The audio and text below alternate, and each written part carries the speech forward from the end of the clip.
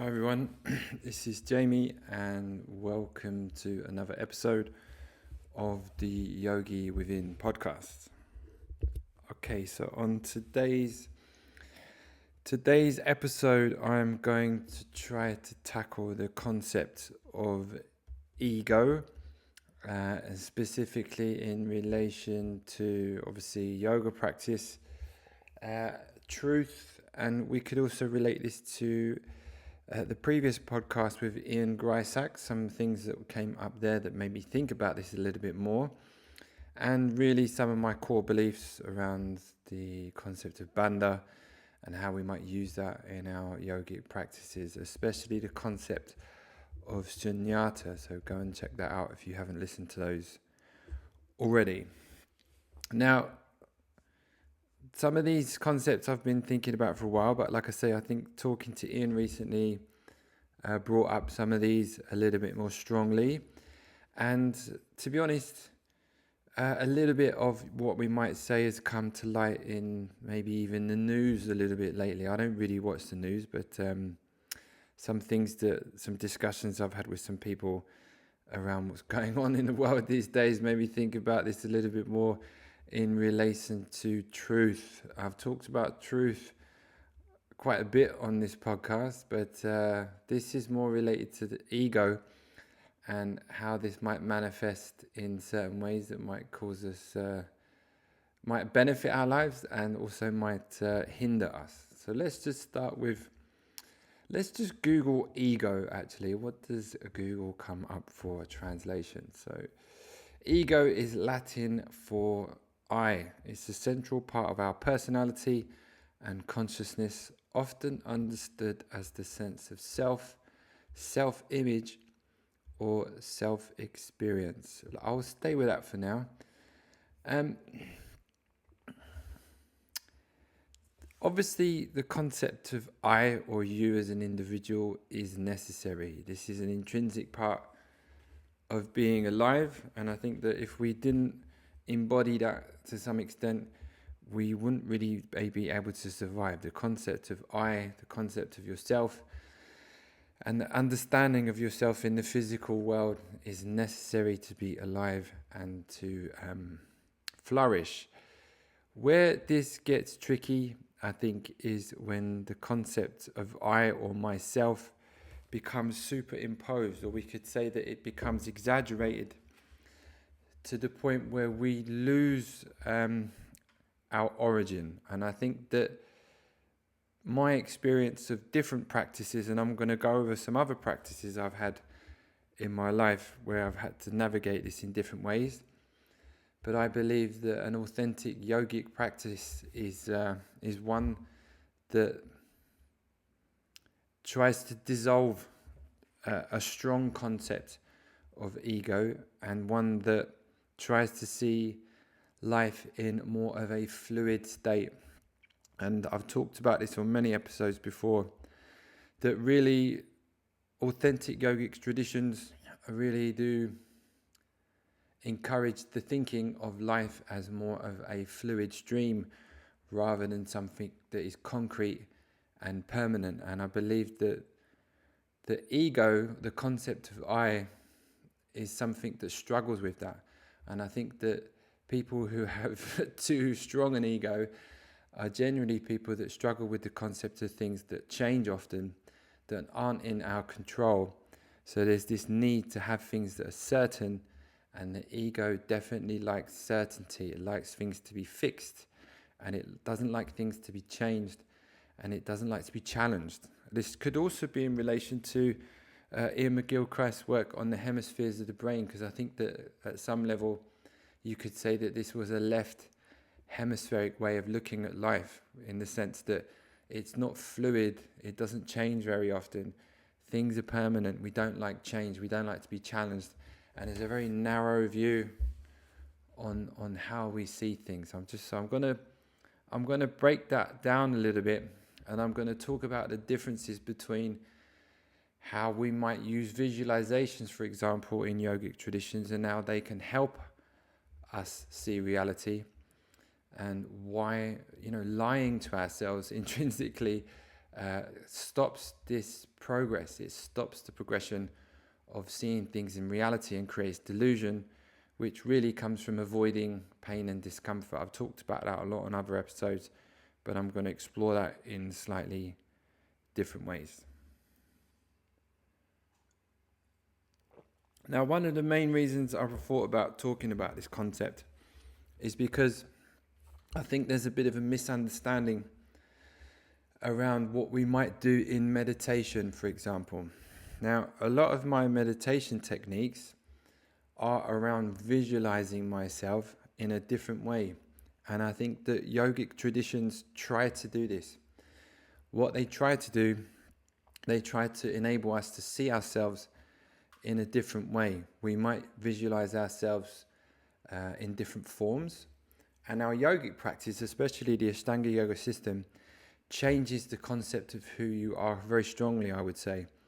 As me and Ian talked about on the previous podcast, I would say it's probably the most transformative physical yoga practice that I know of. And I think that the concept of yourself and seeing yourself, physically change in quite dramatic ways over time definitely changes the way you see yourself, and it changes the concepts of what you might thought you were as you work through the system. I've experienced this many times, and students experience this many times, where we're challenged in the sense of how we see ourselves, and we start to look at ourselves in different ways, and this starts to break down some concepts that we might have grown up with, where we might have very fixed ideas on who we are, our upbringing, our social dynamics, parenting, our social structure. There are lots of things that we have quite fixed views on, and we're quite attached to those views, I would say. They give us some kind of comfort and stability, but I would say a good yoga tradition will challenge those in a healthy way, so that we don't get too attached to things that might not serve us very well. And I would say again that a good yogic practice will do that very often. It's good to see life in that way, I would say, that things aren't so fixed, things aren't so concrete, and things change a lot. This is reality. I would say that this is reality, rather than seeing something in a delusional way, which is that things don't change and they have to be permanent, and that in some way this is kind of set in stone. This doesn't help us. It kind of creates unhealthy and unnecessary attachment, and ultimately I think that gives us kind of more suffering and leads to more suffering. So we could say that visualizations in meditation and yogic practices, where we visualize ourselves in a different way, we see ourselves in a different way, and we think about ourselves in a different way, can be very healthy. Seeing ourselves not as we are, in a way, is some kind of fantasy. We could say that we're visualizing ourselves to look different, to feel different, to give ourselves a different sense of who we are. Now, the intention of this, if your intention of doing this is correct, I would say, the intention of using these visualizations in your yogic practices, the intention is to see reality in a clearer way. And like most things that I've talked about on this podcast, intention is all. This is very important that we understand why we're doing those things. We're not creating visualizations to just avoid reality and be in some fantasy world. We're using these visualization techniques to explore different ways of seeing ourselves. And ultimately, these ways of meditating and visualizing ourselves in different ways, it actually gives us a truer sense of reality, in the sense that what we see with our eyes isn't necessarily what is there. And this is the paradox that I'm going to try to explain a little bit in this podcast, because you could say that this is delusional. What's the difference between what I'm talking about and someone delusionally creating some kind of fantasy? The difference is the intention. The intention of yogic practices aren't to escape reality and to live in some kind of fantasy world and to avoid what's there, my experience of doing these practices and using visualizations in this way, it gives us a much clearer view of how things are. Our awareness becomes sharper.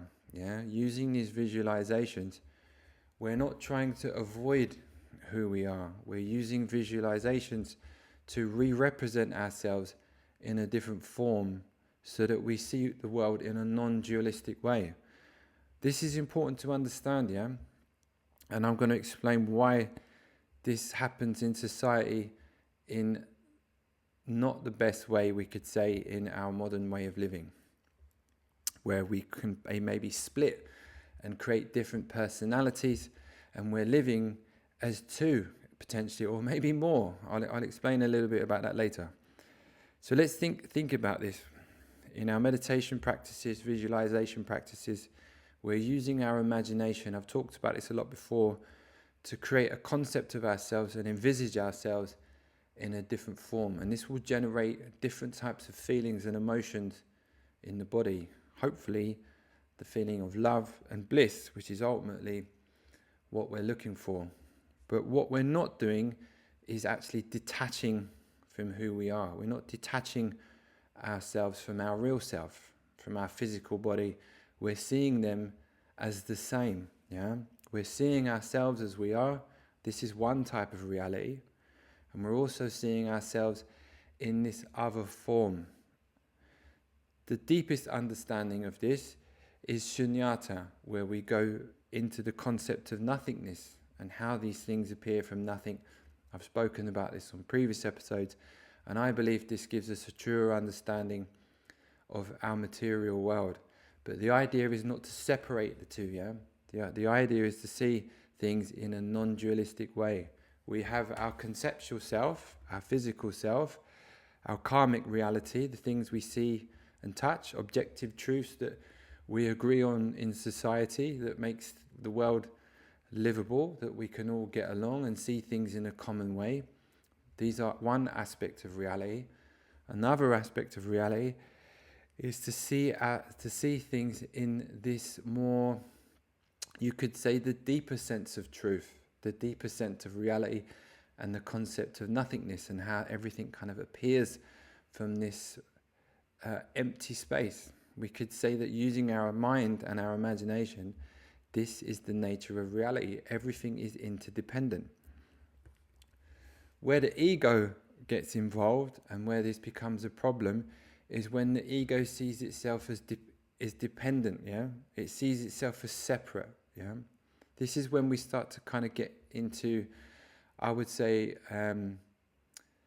the negative aspects and the negative side of the ego, If we see things in an interconnected way and we see things as not separate, and our meditation practices and our visualization practices can see ourselves in these different states, but ultimately can see the connectedness between those two states, this brings a deeper sense of connection and love. And ultimately, this breaks down the sense of I. This breaks down the strong sense of self, because you see yourself in this fluid way.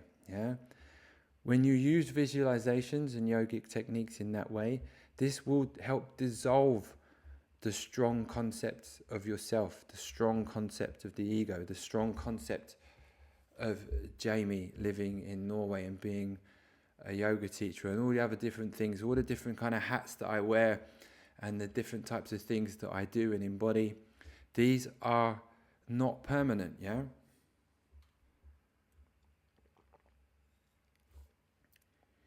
So although we're using our imagination to visualize different things and create a different sense of ourselves, the goal is to try to dissolve any kind of fixed or permanent identity.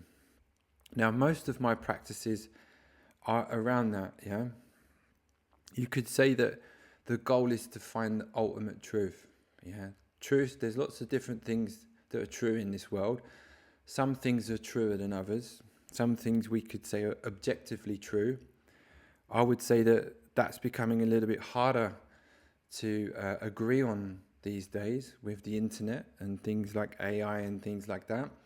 Objective truths, agreed upon truths, are becoming more difficult to ascertain and agree on. And I believe that this is not a good thing. One of the reasons societies gel, one of the reasons that people get along, one of the reasons that tribes work well together is because there are objective truths that everybody agrees on, because this creates trust. Yeah, when you trust the people around you, when you trust yourself, and when you trust the people in your community, and you have objective things, truths that you agree on, this creates a cohesive environment. When everything is subjective and everything is based on everyone's subjective feelings, or we're not really sure what's true anymore, this to me is detrimental to groups, and this is detrimental to people's minds, and at whole, this is detrimental, in society. We need agreed upon objective truths, and we need to feel like there's trust, and that we trust what people say and think, and there's a cohesiveness that comes from that, and that comes from talking to people in person. Yeah, the internet and things online are not like this. Yeah, and this is becoming even harder to ascertain. Like I say, with things like AI, I'll talk about this a little bit later. So let's go back to the two truths, we could say, in Buddhism. They call it the two truths in Buddhism, but I would say it's more like the two realities. We have this conceptual idea of reality, of the karmic person, the karmic body that we're in at the moment, and the things that we agree on are objectively true in our reality. And then we have the deeper sense of truth, which in Buddhism we call shunyata, or this concept of emptiness. And like I said, the goal is to break down the illusion that things are permanent, and the things that are fixed, and the things that are concrete. And like I say, this, in my experience, leads to more relaxation in the body. It leads to a deeper understanding of reality and the things that we engage with. Relationships become better because you understand the impermanence of things, and you value things more in that way. I think when we understand things to be intrinsically impermanent, we tend to value them more. The people in my life that I love aren't always going to be there. Yeah, I've had very close people to me pass away over the years, and understanding life and death in that way is an important thing to come to terms with. And again, this is the nature of reality. Yeah, to deny that is to be delusional. Yeah, things change. People die. People pass. We love. We fall out of love. People come and go from our lives. This is the kind of beauty of being alive. The impermanence of it actually makes it a very beautiful thing. Yeah, we understand this in nature when we see a flower blossom and a rose, for example, in its peak plumage. It's a beautiful thing, but it's also beautiful because we know that it's only like that for a short period, and it will age and it will die. And this is an important thing to understand and not to avoid. And I feel like when you come to terms with that and accept the nature of reality in this impermanent state, things tend to be less stressful, anxious, and there's more of an acceptance of things coming and going. I would say that this leads to a calm, more compassionate understanding of life. That's been my experience of looking at life in that way, and I would say looking at life in that way is true. That's a truer representation of our known universe. That's a truer representation of life, rather than looking at it in a very fixed, concrete way where we don't like things to change. Yeah. Now, why does the ego, we call it the ego, but really we could say the ego is a manifestation of thoughts and concepts in the brain and the mind. I'm separating things in a sort of reductionist way, but it's complex. Yeah, consciousness is complex. The concept of I is complex. But really, when we think about the concept of the ego, I would think about it in the sense that it's an identity that we're creating, yeah? It's a very strong identity that in a good way keeps us grounded, and it makes us understand who we are. The negative side to this, where things start to go amiss, is when we start to avoid pain and discomfort, yeah?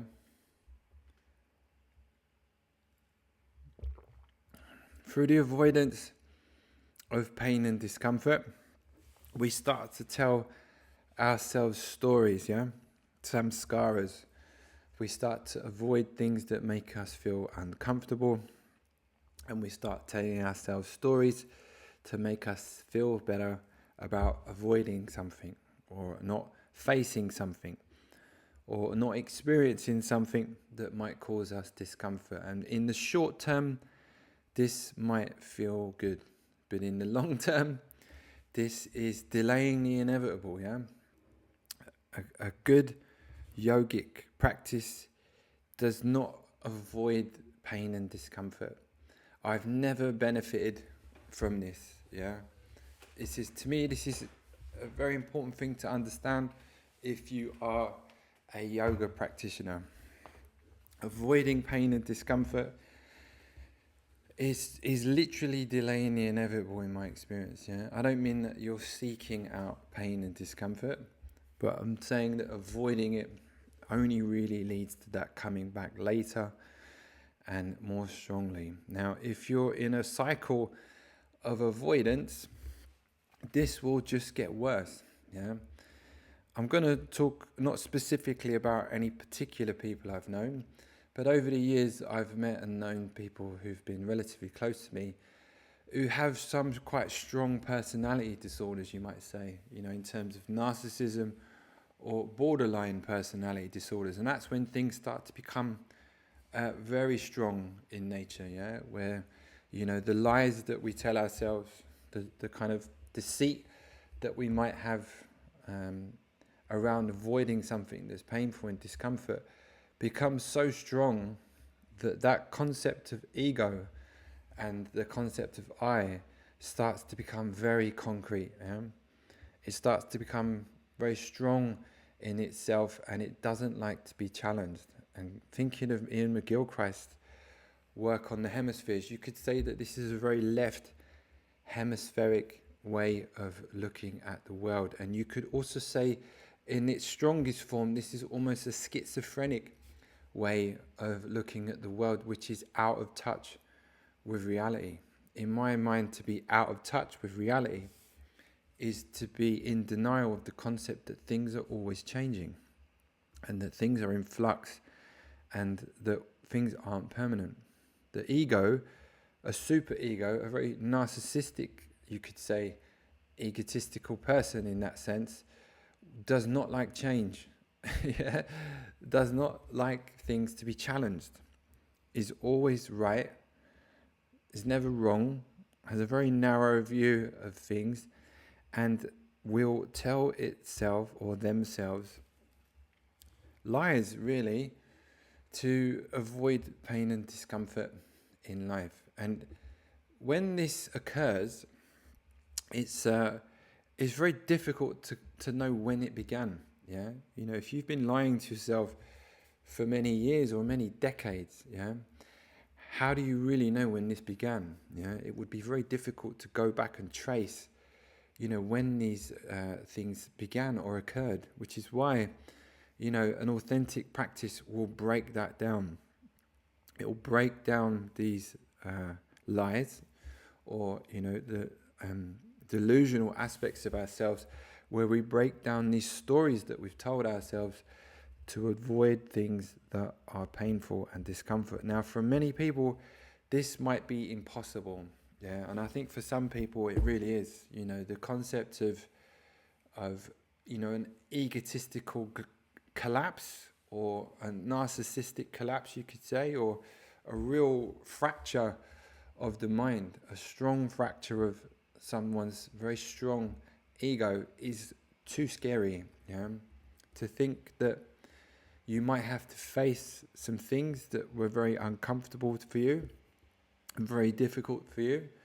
And you might have to go back and admit that you did something wrong, or you hurt someone, or whatever that might be. That pain and discomfort you're avoiding for a lot of people can be almost impossible. And I think this is where samskaras become very, very strong.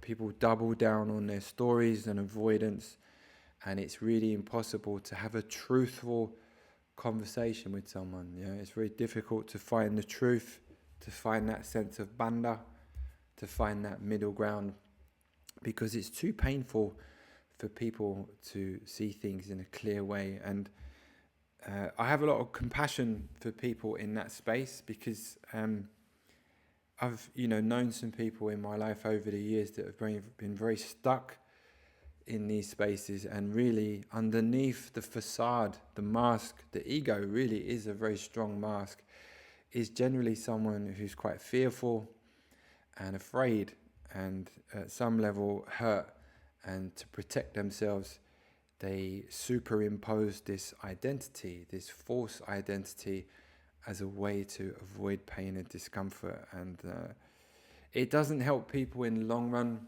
and it doesn't help them to become healthy and balanced people, unfortunately. But for most of us, we can do that work. We can do that work on ourselves so that we avoid being delusional. We avoid putting on masks, and we start seeing things in a truer way.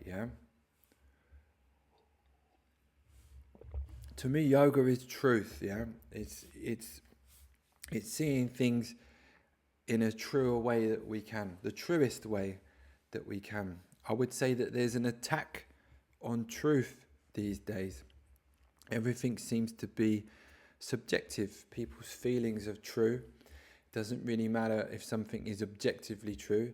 It's more around that someone's feelings are being reaffirmed. I think really modern day culture has stolen some things from religion and some traditions from some religious practices, so that there's this sense that everything is true if it's something that you experience and you feel. And this isn't reality. We could say that feelings, so a feeling has some weight to it. It's something that we sense, and it's an experience we have. It doesn't mean that that is something that is necessarily happening or necessarily true. And I think that people who struggle to navigate that will generally struggle in life. Feelings are real. Don't get me wrong. If you have a feeling and you have an association to something that gives you a strong feeling, you have to acknowledge that that's something you're experiencing, but it doesn't mean that it's necessarily true. And it's up to us to take ownership of our feelings so that we can navigate life and understand where those come from. Most strong feelings, most of the time when a strong feeling is felt in the body and mind, generally this comes from something older. If you have a strong reaction to something, an overreaction to something that doesn't match reality, in my experience, 99% of the time, this comes from somewhere else. And this is why it's important to understand the potential delusion of the ego. Like I say, the ego, the mind, will do anything it can to avoid pain and discomfort. So we have to kind of do this inner insight into ourselves to see, are we avoiding something? Are we avoiding pain and discomfort? Are we projecting something from the past into the present? Or is this actually happening to us now, and we can acknowledge that and see that as a true thing? This is quite complex, This can be very difficult for people, especially if you've experienced quite traumatic things in the past, and you might be triggered often in your present day life. We all experience this. Everyone experiences this at different levels, at different phases of our life. Some of us experience it, unfortunately, more strongly than others. But like I say, the most benefit you will have as an individual is taking ownership of your feelings and understanding where they come from. Yeah, this is an important part of yogic practice, and really, it's because we're trying to remove delusion. Yeah, we're trying to remove falsehoods. The goal is truth. The more true things are, the more understanding you have of where things come from, why you feel the way you do, taking ownership of why you feel the way you do, will bring you more bliss and happiness and love than I can really convey in this podcast. Yeah, I'm not sure how things have changed a little bit in society. At different periods of time, I think truth has been more of a focus in society, and I would say that that has been a very important thing to focus in society in different cultures. I would say that largely to do with the internet and other ways of interacting, this has changed a little bit, and I think that we need to be aware of this. And one of the reasons I'm saying this is because if we create a very strong ego, yeah, if I'm thinking of people I've known who've had very strong psychic episodes, people with sort of borderline personality disorders or schizophrenia. This is a scary place to be, yeah, where reality is a blurry grey area. Yeah, it's not objective truth is blurry. Yeah, you're not really sure if something is delusional or if something is true. And the people I've known who've experienced life in that way are terrified at some level. It's very difficult to ascertain whether something is true or not. And it's important for us to understand when we're being delusional and when we're seeing things in a falsehood or a false way because we're avoiding something that's painful and uncomfortable. I would like to see people, and a return to this in essence, around truth. Pain and discomfort is all right. Yeah, it's a natural occurrence in life. You should get used to that. And I don't mean this in the sense that life is painful and uncomfortable. What I mean is at times it is. Yeah, being embodied during painful periods and uncomfortable periods has helped me grow more than any other period of my life. Yeah, my yogic practices have taught me that. My yogic practices have taught me that love and compassion comes from truth. It doesn't come from avoiding things, and it doesn't come from telling myself stories or lying to myself to avoid responsibility or to avoid pain and discomfort. Yeah, pain and discomfort is a natural thing that occurs in our body and things that we experience in life. We don't want to avoid those things. It's not something that's going to help us in life. It will make us weaker. But also, if you're a spiritual practitioner or someone on a yogic journey, this is an important thing to embody. Yeah, you want to get used to that. Yeah, you want to get used to that feeling. It's all right. I've gained massive amounts of strength from understanding that I've been able to deal with uncomfortable and painful things and come through the other side. This makes you grow as a person, and you learn a lot about yourself from uncomfortable things. Now, the ego is not a tangible entity, yeah? It's more of a collection of thoughts, labels and narratives that we construct. Now, one of the reasons I thought about talking about this on a podcast was because me and Ian Greisack was talking on the previous episode around social media. Now, depending on how you use that and how you interact with that, and I'm thinking about some people I've met in my life over the years, you have to be very wary of creating a second personality in a way, yeah? Now, everyone does this a little bit, Some people, when they're at work or they're in different environments, they will behave differently. Yeah, they will act differently. They will be less honest.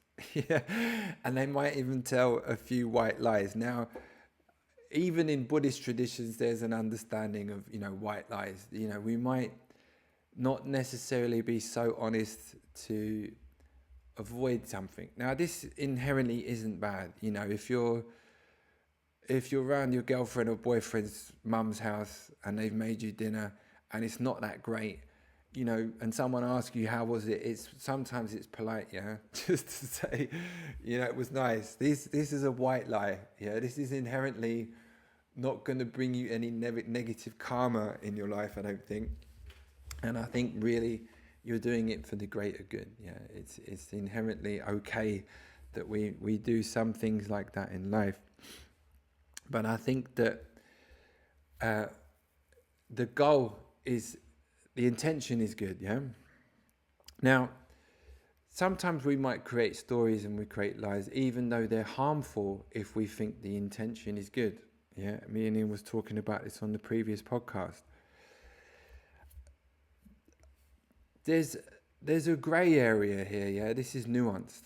Now, telling the white lie to your girlfriend or boyfriend's mum about the dinner is all right. We let that one slide, But when we start lying to ourselves and to our peers and people in our community and stuff, with the idea to manipulate and control, this is where things start to get into another realm, And I think this is what we have to be wary of, especially with social media.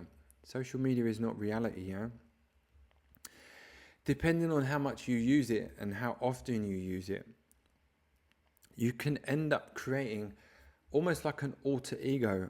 I have someone in particular I knew many years ago who had a very strong internet personality, And I questioned them about their particular personality that they held online, because it was almost quite an extreme version of themselves.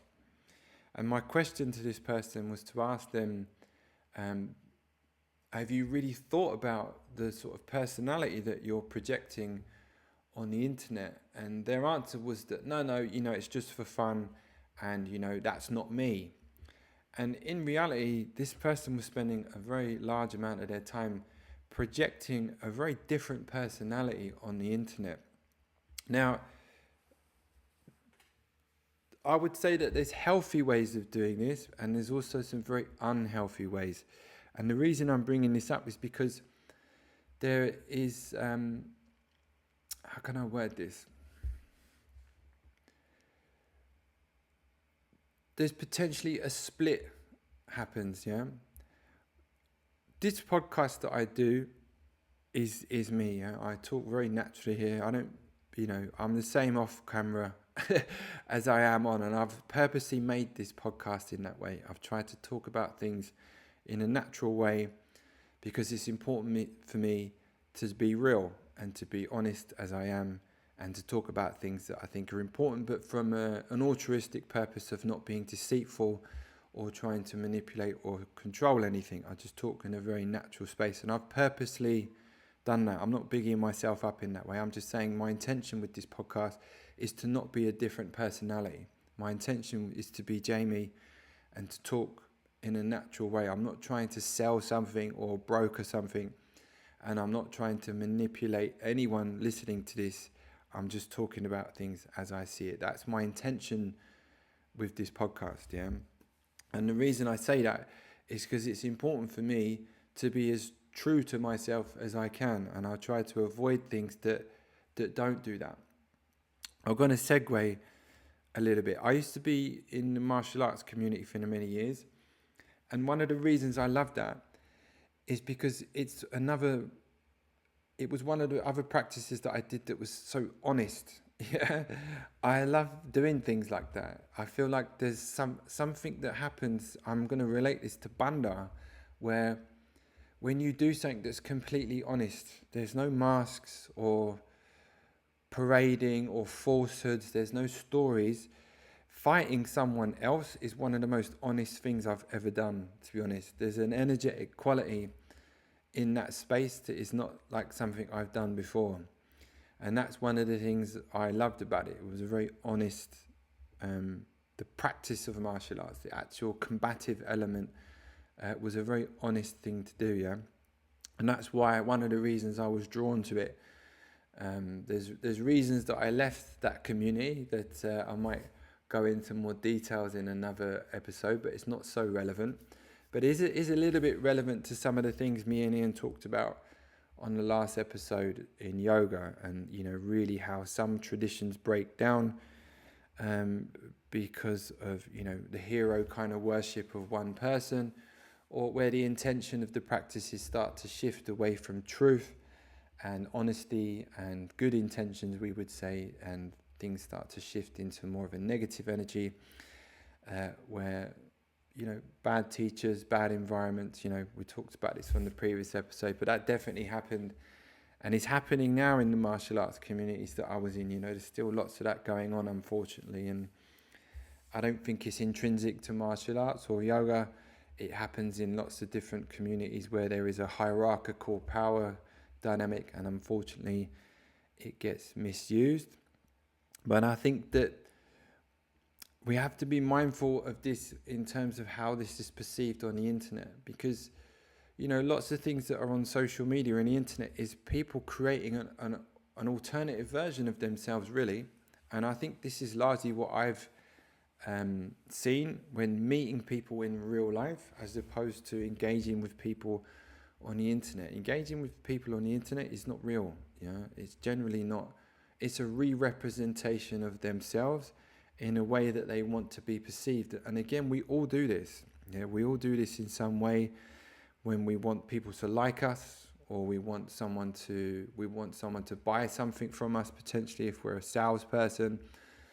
Or, there's deeper depths of this in terms of manipulation and control, where people with borderline or even, quite narcissistic or sociopathic traits will use very different manipulative techniques to get things from people. But generally, the motive is some kind of manipulation and control. And again, this is going back to McGilchrist's work on the hemispheres. And really, this is because of a false ego. It's because of the mind in some way has created an alternative version of you. Yeah. Now, the reason I'm saying this, it's different to what I talked about at the beginning. With these visualizations in yogic practices, the goal is to dissolve the ego. Yeah. The goal is to break down these fixed ideas of who we are. The goal is to let go of attachments to identity. The goal is to see things in a more fluid, flux state. Again, this brings love and compassion into your life. There's nothing manipulative or controlling about it.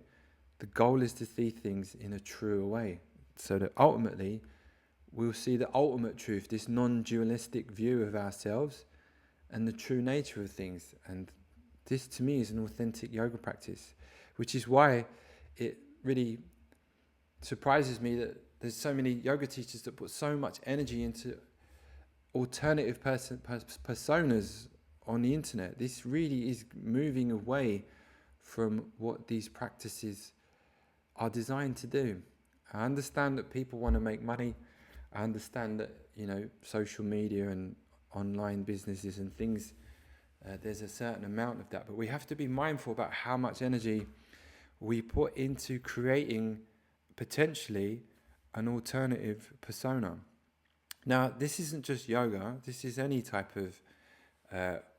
I'm talking about online stuff because I think this is where this is being strongly expressed these days. When you meet someone in person, there's all the things that we use to pick up on body language and mannerisms and the vibe of being around someone. It's a very different conversation we have when we meet someone in person, as opposed to engaging with someone on the internet. There's a very different, the internet again is a re-representation of reality based on how someone or some groups of people want to be perceived. It's important to understand this when we're engaging in these spaces. And I think where this goes amiss is where someone becomes too strongly attached to that potentially internet personality.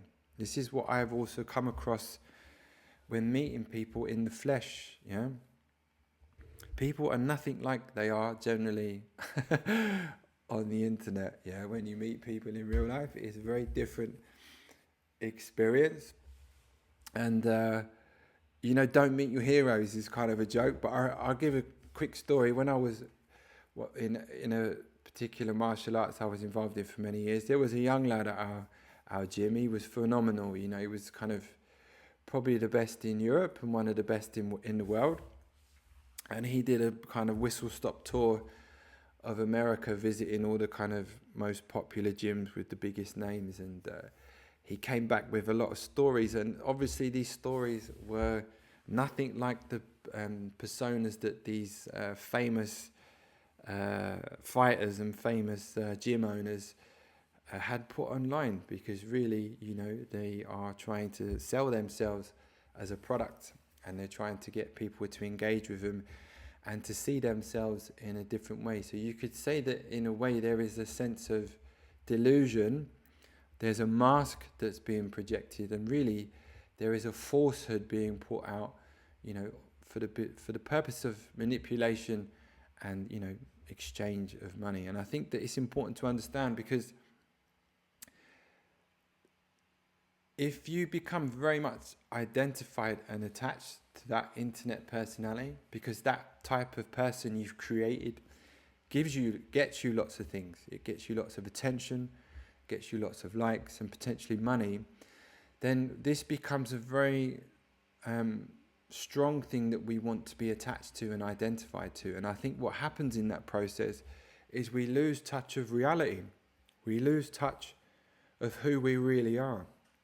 We become less yogic in that sense. We become more attached, more strongly associated to a story we've created about ourselves, because it gives us things. It makes us feel good. All the things that we think in the short term are giving us things in our lives. But ultimately, I think that this leads to negative energy. Yeah, it creates negative energy because it's based on a falsehood. It's based on a re-representation of who we are, and really it's based on a lie and some sort of form of delusion. This, to me, is not based on any yogic tradition.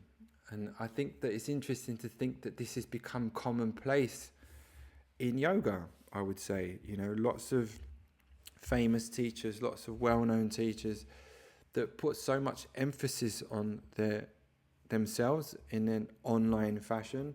This, to me, is really taking us away from what these practices are really about. Yes, the body becomes more flexible. Yes, we feel calmer. It's interesting and fun to learn these different movement practices. But really, what's the deeper teachings of these practices? Yeah, I've talked a lot about bandha and balance on this podcast before. But really, it's trying to see things in a true way. Yeah, trying to see things in the most truthful way that we can. If we're lying to ourselves, if we're being deceitful to ourselves, how can you expect people to trust what you say? How can you expect people to believe what you say when you're not really being honest with yourself? Yeah, this is a fundamental baseline of any yogic tradition, is not lying to yourself. It's not being deceitful to yourself about who you are and really who you are as a person. One of the reasons I invite Ian Greisack onto the podcast often is because Ian is one of the most authentic people I've ever met. He was my first Ashtanga teacher, and I was drawn to him for probably that being one of the main reasons. But I enjoy conversing and engaging with people like that. It's always a good energy. And Ian is Ian. Ian is as he is on and off camera, and that's why I like engaging with him. And I know that he teaches yoga in that way. And like I say, we're drawn to different teachers for different reasons, but underneath all that, it has to be based on these core concepts of what yoga is trying to teach us. This dissolution of the ego, not to the point of non-existence, because then we would go mad, but I mean the sense of seeing things in this non-fixed way. And like I say, practices that don't do that, creating fake personas online that, these entrenched, ingrained, hard-coded, fixed personas online that give us things. This is what leads to, the different poisons that we talk about in yoga. Lying, being deceitful. I'm not going to list them all, but we understand what we're talking about. This is a kind of where a lot of these things might stem from, where things become delusional. They're not based in reality. They're based in some kind of falsehood. And again, if we're lying to ourselves and being deceitful to ourselves, we're trying to create a permanent idea and an image of who we are, which underneath all that really is coming from some kind of insecurity or some kind of fear, and we're projecting that out. This is not yoga. This is not anything that really should be practiced from a yogic tradition. Really, this goes against the core concepts of what yoga is. And, yoga's definitely changed over the years. I think the word yoga has become too broad. I think that, not to be critical of other styles, but I think really, stretching to music and, being in different spaces is of benefit. But I think that the core teachings of yoga it's been diluted somewhat, And I think that really, if we're teaching these practices, we have to really think about what are we teaching? What are the core concepts and values that we're teaching and try to pass on in these traditions? And it's definitely one around truth. The different concepts of truth within yoga traditions, and trying in our own way to see things in a clearer way, in the sense that we're not identifying too much with things. We're not being attached too strongly to a teacher or to a style or to a tradition or to a space or to who we are. We become much more fluid and loose and less attached to these things. So generally, these things, in my experience, lead to more peace and love. They definitely lead. That's been my experience. I had to leave other practices I had in the past because they were emboldening the ego too much. I do a quick story on martial arts for that reason. Lots of martial arts teachers will tell you that martial arts destroys the ego and breaks it down. You could say that happens within the first year or two, mostly because in the first year or two you're basically getting beaten up by everyone. So you get humbled quite quickly, and you learn the real reality of fighting. Once you start to get better and you start to become good, and then potentially you start to become very good, the ego starts to get reinforced. And I think, like Ian talked about in the previous episode in yoga, it's the same really. You can use these things to embolden your ego. You can use your asana practice and your yoga practice to make your ego much stronger. And you can use it to create a stronger attachment to that. Or you could use it to do the opposite. I was using my martial arts practice to learn more about myself, to become a better person. I wanted to become a better person. I wanted to learn more about myself. I wanted to test myself and see myself honestly in different environments, I learned a lot from that. Martial arts, I think, should make better people. Yoga should make better people if it's practiced correctly. But again, if it's practiced incorrectly, and a lot of my peers, I would say, were practicing it incorrectly in martial arts, it was making people worse, It was just making people very good at fighting, but worse people, Making their egos much stronger, using it in a manipulative and controlling way. It's like Ian said, it's a tool. It can be used for good things and it can be used for bad things, which is why we have to think about our intention with these practices. And really, like I say, all of the legit spiritual practitioners and teachers I've met have always really brought things back into these different types of aspects of truth and seeing things in a more truthful way and like I say, practices that really try to dissolve the ego rather than strengthening it. And to the point now, where I don't want to bring back the internet too many times in this podcast, but this is in some ways an insane place. Yeah, it's people don't converse online as they would do in reality, as you would do in person with someone. It's very much a re-representation of themselves in an extreme way in some cases. And I think that it's good to be mindful of how we're expressing ourselves on the internet and how we're interacting with people on the internet. And I think the best way is to try and be as truthful and honest as we are in reality. And I think that if we do that, the internet would be a better resource for information and a better way of interacting with people. And I personally try to do that. I try to make that a standard of, try to convey myself in a way as I would off of camera, to try to be as authentic as possible. And I think that generally enables me to be more real, but also it's something I want to promote, and I think it's a good thing to promote as a yoga teacher. But I digress. I might have said enough on this, but maybe I've said enough on this actually. But just to finish, I think that for some of us it is very difficult to question ourselves and to question our reality and to question who we are and to question things we've done in the past and things like that. I think it takes a very strong mind to do that, but I implore you to do that because it really does lead to a much stronger you, and it enables you to find more love and compassion. It's quite often in a Mysore room and in a Ashtanga yoga room, we have all these realizations come up. We see things from our past. We might observe the way we've behaved in some instances, and we start to break down our sense of who we are. We start to see ourselves in different instances, and this is part of that. It's a very important part of the yogic journey, and if you use that as a tool to know yourself better, this is life-changing.